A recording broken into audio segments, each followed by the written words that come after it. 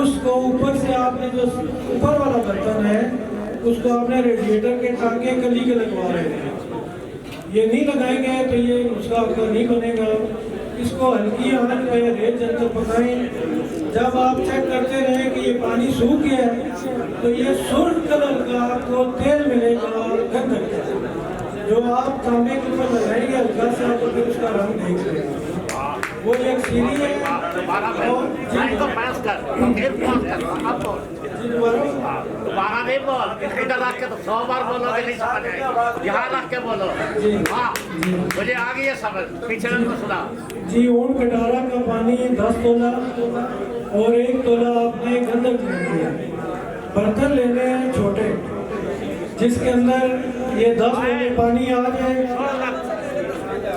اور اوپر والا برتن اتنا ہونا چاہیے کہ جو آپ کا پانی ہے اس کا وہ اس کے اوپر ٹچ کرتا رہے.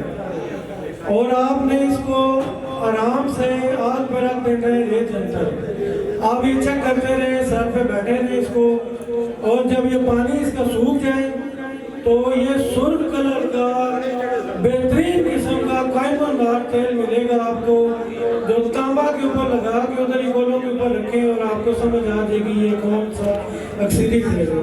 اور اس کا ایک دوسرا خوراکی 1 قطرہ آئل کا جس کے وال بن جائے اس کو کھلا دیں، زبان پہ رکھ کے اوپر سے 1 کپ کر کے گلاب پلا دیں اور چیک کروا لیں. اس کے اندر وال چیک کروا لیں دل کے بعد. یہ ایک سیدھی تیل ہے. دوسرا اور ایک نیلے کا نسخہ ہے. 5 تولے آپ نے لینا ہے سدور اور 1 تولہ نیلا لینا ہے. اس کو 8 گھنٹے کھلی آگ پہ پکائیں. انشاءاللہ یہ آپ کا باوزن قائم دار نکلے گا. باقی آپ نے جو کرنا ہے اس کے ساتھ کر لیں. جاری ہوا. بہت شکریہ.